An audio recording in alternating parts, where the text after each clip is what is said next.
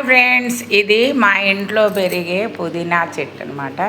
కుండీలో పెట్టాం. పుదీనాతోటి ఈరోజు మేము పుదీనా పచ్చడి చేస్తున్నాం. చాలా బాగుంటుంది.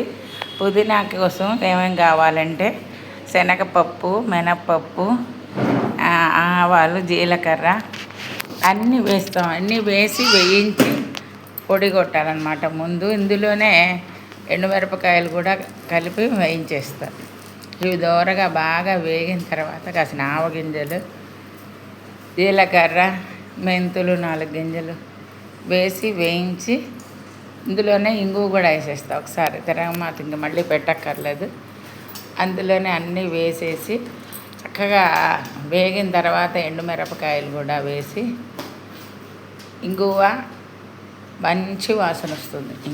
ఇంగువ లేనిది ఏ పచ్చడి ఉండదు. మెంతిపిండి, ఇంగువ అన్నిటికీ ఉండాలి.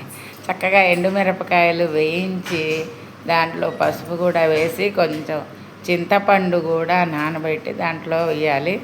తర్వాత ఇందులోనే పుదీనా ఆకు, టమాటాలు కూడా వేసేస్తాను. దీంట్లోనే టమాటాలు, పుదీనా కలిపి పచ్చడి చేస్తాను. చాలా బాగుంటుంది. చింతపండు, పుదీనా, టమాటా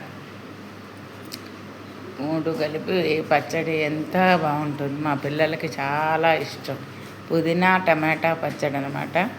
ఇందులో కొంచెం బెల్లం కూడా వేయాలి. చింతపండు, అదిగోండి చింతపండు, నిమ్మకాయ అంత చింతపండు కొంచెం ఎక్కువ వేసిన చింతపండు కడిగి దాంట్లో వేసాను. తర్వాత బెల్లం కూడా వేయాలి.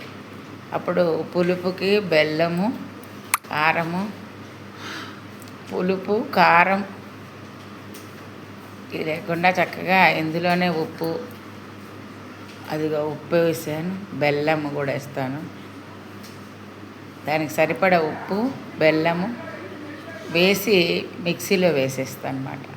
చక్కగా మిక్సీలో అయినాక ఈ కారం మిక్సీలో మెదిగిన తర్వాత ఈ టమాటాలు, పుదీనా కూడా కలిపి దాంట్లో వేసి గ్రైండ్ చేస్తా, మిక్సీ వేసేస్తా. చూడండి, చక్కటి పచ్చడి తయారైంది. పుదీనా పచ్చడి దోశల్లోకి అన్నిట్లోకి చాలా బాగుంటుంది. హాయిగా పుల్ల పుల్లగా, తీయగా, కారంగా చక్కగా బాగా ఉంటుంది. అందరూ కూడా పుదీనా పచ్చడి చేసుకోండి. ఆరోగ్యానికి కూడా చాలా మంచిది.